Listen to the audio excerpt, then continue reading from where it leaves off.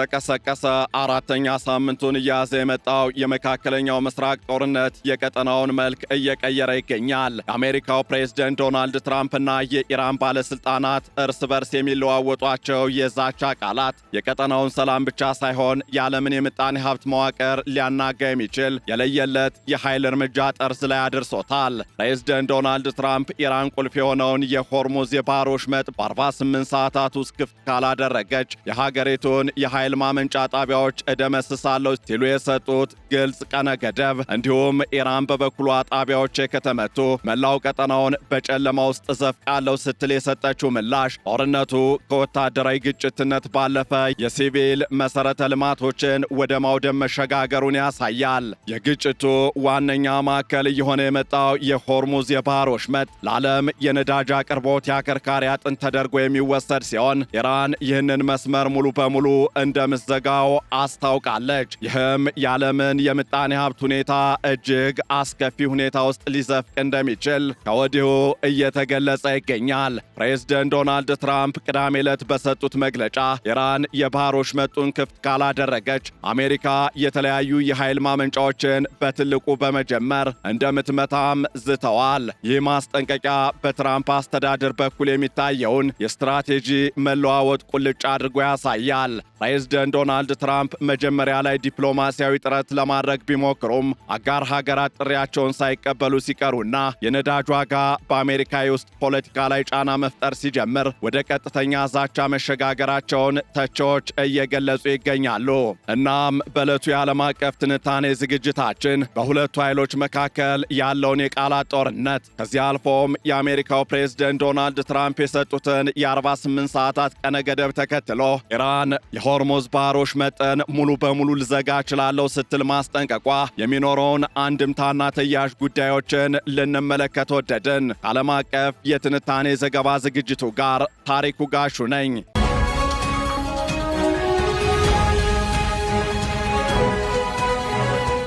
በመካከለኛው ምስራቅ ሶስተኛ ሳምንቱን ጨርሶ አራተኛ ሳምንቱን እየያዘ የዘለቀው ጦርነት አሁን ላይ ወደ ከፋ ምዕራፍ መሸጋገሩን የሚያሳዩ ምልክቶች ቀን ከቀን እየታዩ ነው። ጦርነቱ በሰው ሕይወትና በዓለም ምጣኔ ሀብት ላይ እያደረሰ ያለው ጥፋት እንደቀጠለ ሆኖ የአሜሪካው ፕሬዝደንት ዶናልድ ትራምፕና የኢራን ባለስልጣናት እርስ በርስ የሚወራወሯቸው ዛቻዎች ቀጠናውን ብቻ ሳይሆን መላውን ዓለም ለከፍተኛ ስጋት ዳርገዋል። የፕሬዝደንት ዶናልድ ትራምፕ የኢራንን የኃይል ማመንጫ ጣቢያዎች በቦምብ የመምታት ዛቻ እንዲሁም ኢራን ደግሞ ይህንን ተከትሎ የሆርሙዝ የባህር ወሽመጥን ሙሉ በሙሉ የመዝጋት ማስጠንቀቂያ ጦርነቱ ከወታደራዊ ግጭትነት ባለፈ የሲቪል መሰረተ ልማቶችን ወደ ማውደምና የዓለምን የኃይል አቅርቦት ደህንነት ወደ ማናጋት መሸጋገሩን ቁልጭ አድርጎ እያሳየ ይገኛል። አሁን የሁለቱ ሀገራት ፍጥጫ ምክንያትና የቀውሱ ማጠንጠኛ የሆነው የሆርሙዝ የባህር መተላለፊያ ወይም ስትሬት ኦፍ ሆርሙዝ በዓለም አቀፍ ደረጃ ከሚጓጓዘው የነዳጅና የተፈጥሮ ጋዝ አቅርቦት ሲሶን የሚይዝ ወሳኝ መስመር ሆኖ ይነሳል። ከዚህ ጋር በተያያዘም ኢራን ይህንን መተላለፊያ ሙሉ በሙሉ እንደምትዘጋ መግለጿ በዓለም የነዳጅ ገበያ ላይ ከፍተኛ ድንጋጤን ፈጥሯል። ፕሬዝደንት ዶናልድ ትራምፕ ከትናንት በስቲያ ቅዳሜ ዕለት ለኢራን የ48 ሰዓታት የጊዜ ገደብ የሰጡ ሲሆን በዚህ ጊዜ ውስጥ መተላለፊያው ካልተከፈተ የኢራን የኃይል ማመንጫ ጣቢያዎችን እንደሚያወድሙ ዝተዋል። ዶናልድ ትራምፕ በማህበራዊ ገጽ ባሰፈሩ ጽሑፍ ኢራን መተላለፊያውን ካልከፈተች አሜሪካ የተለያዩ የኃይል ማመንጫዎቿን ታጠፋለች ወይም ታወድማለች፣ በትልቁም ትጀምራለች ብለዋል። ይህ የዶናልድ ትራምፕ ትዕዛዝ ወታደራዊ ኢላማዎችን ብቻ ሳይሆን በሚሊዮን የሚቆጠሩ ሰላማዊ ሰዎችን ሕይወት የሚነኩ የሲቪል መሰረተ ልማቶችን ማካተቱ ከፍተኛ የሕግና የሞራል ጥያቄዎችን አስነስቷል። የፕሬዝደንት ዶናልድ ትራምፕ ማስጠንቀቂያና ዛቻ ተከትሎም ኢራን ፈጣንና አደገኛ የሚባል ምላሽን ሰንዝራለች። የኢራን ፓርላማ አፈጉባኤ መሐመድ ባገር ቃሊባፍ በሰጡት ምላሽም የኢራን የኃይል መሰረተ ልማት ከተጠቃ በመካከለኛው ምስራቅ የሚገኙ የአሜሪካ አጋር ሀገራት የኃይልና የውሃ ማጣሪያ ጣቢያዎች ወይም ዲሳሊኔሽን ሴንተርስ ለማገገም በማይችሉበት ሁኔታ እንደሚወድሙ አስጠንቅቀዋል። ቃሊባፍ የአሜሪካን ወታደራዊ በጀት የሚደግፉ አካላት ሕጋዊ ኢላማዎች ጠላቶቻችን ናቸው በማለት የፋይናንስ ተቋማትን ጭምር እንደሚያጠቁም ዝተዋል። ይህ ዛቻ በተለይም የመጠጥ ውሃቸውን ከባህር ውሃ ማጣሪያ ጣቢያዎች ለሚያገኙት የባህረ ሰላጤው ሀገራት ታላቅ ስጋትን የደቀነ ሆኗል። ኢራን የሆርሙዝ ባህር ወሽመጥን መዝጋት የሚቀጥለው የወደሙ የኃይል ማመንጫዎቿ ተመልሰው እስኪገነቡ ድረስ እንደሆነም ገልጻለች። የዶናልድ ትራምፕ አስተዳደር የኢራንን የኃይል ማመንጫዎች ለመምታት ያቀደው የኢራን አብዮታዊ ዘብ ወይም IRGC እነዚህን መሰረተ ልማቶች ለጦርነት ዝግጅት እየተጠቀመባቸው ነው በሚል ምክንያት እንደሆነም ይነሳል። ከዚህ ጋር ተያይዞም የአሜሪካ የተባበሩት መንግስታት ድርጅት አምባሳደር የሆኑት ማይክ ዋልትዝ ፕሬዝደንቱ እየቀለዱ አይደለም በማለት የኢራንን አብዮታዊ ዘብ የምጣኔ ሀብቱንና የመሰረተ ልማቱን ትልቅ ድርሻ እንደሚቆጣጠር ገልጸዋል። ሆኖም ይህ አካሄድ በዓለም አቀፍ ሕግ ምሁራን ዘንድ የጦርነት ወንጀል ሊባል እንደሚችልም ስጋትን የፈጠረ ሆኗል። በዚህም የቴክሳስ ቴክ ዩኒቨርሲቲ የሕግ ፕሮፌሰር የሆኑት ጄፍሪ ኮርን እንደሚሉት የኃይል ማመንጫዎችን ማጥቃት የሚፈቀደው ከወታደራዊ ጥቅሙ ይልቅ በሲቪሎች ላይ የሚያደርሰው ጉዳት ካልበለጠ ብቻ ነው። የኢራን የተባበሩት መንግስታት አምባሳደርም ይህንን እርምጃ ያላድሎ የሚፈጸምና ሚዛናዊ ያልሆነ የጦርነት ወንጀል በማለት ለጸጥታው ምክር ቤት ቅሬታቸውን አቅርበዋል።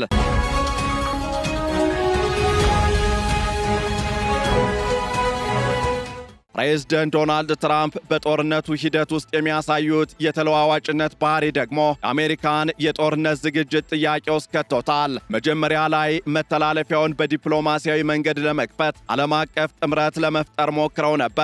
ሆኖም አጋሮቻቸው ፍላጎት ባለማሳየታቸው ዶናልድ ትራምፕ አሜሪካ በራሷ እንደምትወጣው ከዚያም ሌሎች ሀገራት እንዲረከቡ አልፎ ተርፎ መተላለፊያው ራሱን በራሱ ይከፍታል እስከ ማለት ደርሰዋል። ይህ ዝግጁ ተኩስ አለም ወይም ሬዲ ፋየር ኤም የሚመስለው ስልት በትራምፕ አስተዳደር ውስጥ ግልጽ የሆነ መውጫ መንገድ ወይም ኤግዚት ፕላን አለመኖሩን እንደሚያሳይ ተቾች እየገለጹ ይገኛሉ።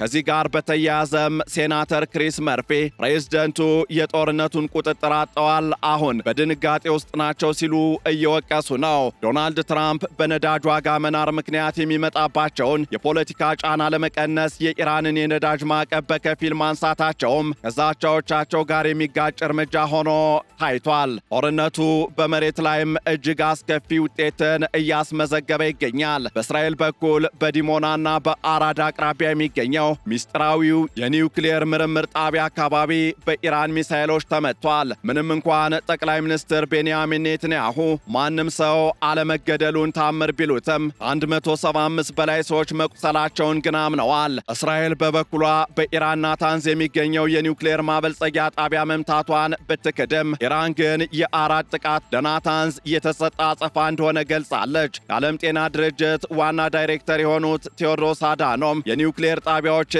ኢላማ ያደረጉ ጥቃቶች ለሕዝብ ጤናና ለአካባቢ ደህንነት ከፍተኛ ስጋት ይፈጥራሉ በማለት ሁለቱም ወገኖች ራሳቸው እንዲገቱ ተማጽነዋል። በሌላ በኩል ደግሞ በሊባኖስ በኩል ያለው ግንባርም ከጦርነቱ መጀመሪያ አንስቶ ደም አፋሳሽ ሆኖ ቀጥሏል። እስራኤል በደቡብ ሊባኖስ የሚገኙ ድልድዮችን በማፍረስ ሂዝቦላ ተዋጊዎቹን እንዳያንቀሳቅስ ለማድረግ እየሞከረች ትገኛለች። ይህ እርምጃ ግን ሲቪሎችን ከሀገሪቱ የቀሪው ክፍል የሚነጥልና ለከፋ ሰብአዊ ቀውስ የሚዳርግ እንደሆነ እየተነሳ ይገኛል። በሌላ በኩል ደግሞ የእስራኤል መከላከያ ሚኒስትር እስራኤል ካትዝ በድንበር አካባቢ የሚገኙ የሊባኖስ ቤቶች እንዲፈርሱ ትዕዛዝ ሰጥተዋል። እስካሁን ባለው መረጃ መሰረትም በሊባኖስ ከ1000 በላይ ሰዎች ሲገደሉ ከ1 ሚሊዮን በላይ የሚሆኑት ደግሞ ተፈናቅለዋል። የሊባኖሱ ፕሬዝደንት ጆሴፍ አውን ይህንን የእስራኤል እርምጃ የመሬት ወረራ ቅድመ ሁኔታ በማለትም እየገለጹት ነው። የኢራንና የአሜሪካ ዛቻዎችም ወደ ተግባር ከተቀየሩ በመካከለኛው ምስራቅ ብቻ ሳይሆን በዓለም አቀፍ ደረጃ የሚከተለው ቀውስ እጅግ አውዳሚ ይሆናል። የኢራን የኃይል ማመንጫዎች መውደም በሚሊዮኖች የሚቆጠሩ ሰዎችን ለጨለማ፣ ለሆስፒታሎች አገልግሎት መቋረጥና ለውሃ እጥረት ሊዳርግ እንደሚችልም ከወዲሁ እየተገለጸ ይገኛል። በሌላ በኩል ደግሞ ኢራን የባህረ ሰላጤውን ሀገራት የውሃ ማጣሪያ ጣቢያዎች ከመታች በአካባቢው የሚገኙ በሚሊዮን የሚቆጠሩ ሰዎች የመጠጥ ውሃ እንዲያጡ ይሆናል። ይህ አይነቱ ግጭት የጦርነት ስልት ሳይሆን የጋራ ጥፋት ወይም ሚቹዋል ዲስትራክሽን ስልት ተብሎም ሊጠራ ይችላል።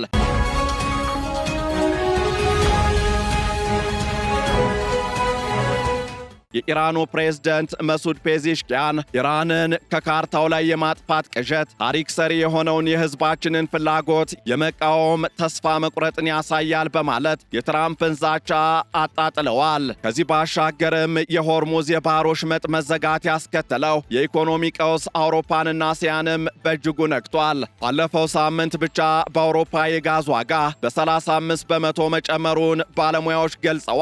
በአሁኑ ወቅትም ከጦርነቱ በፊት ከነበረው የንግድ ልውውጥ 5 በመቶ ብቻ እየተከናወነ እንደሆነ እየተገለጸ ነው። ይህ ሁኔታ በዓለም አቀፍ የንግድ ገበያ ላይ ጥቁር ሰኞ ወይም ብላክ መንደይን ሊፈጥር እንደሚችል ተንታኞች እያስጠነቀቁ ነው። የእስራኤሉ አምባሳደር የሂኤ ላይተር ለአሜሪካ ባስተላለፉት መልእክት ኢራንን ሙሉ በሙሉ ከማውደም ይልቅ ከስርዓቱ ለውጥ በኋላ አገሪቱን መልሶ ለመገንባት የሚያስችል መሰረተ ልማት እንዳይጠፋ ጥንቃቄ እንዲደረግ መክረዋል።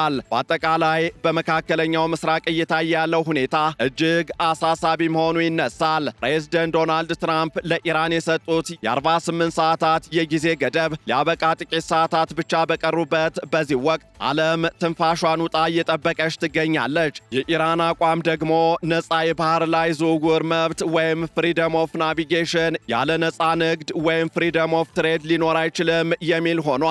የኢራኑ የውጭ ጉዳይ ሚኒስትር አባስ አራግቺ ደግሞ ሁለቱንም አክብሩ፣ ካልሆነ ግን አንዳቸውንም አትጠብቁ በማለት አሜሪካን እየወቀሱ ይገኛሉ። ጦርነቱ ከወታደራዊ ግጭትነት ወጥቶ የሲቪል መሰረተ ልማቶችንና የዓለምን ምጣኔ ሀብት ማጠንጠኛ የሆኑ የኃይል መስመሮችን ኢላማ ማድረጉ ቀጣዩ ሰብአዊ ቀውስ ቁጥር በከፍተኛ ሁኔታ እንዲጨምር ሊያደርግ ይችላል። እናም የመካከለኛው ምስራቅ ግጭት አሁን የደረሰበት ደረጃ የሁለቱንም ወገኖች የፖለቲካና የወታደራዊ ስልት ብስለት የሚፈተን ሆኗል።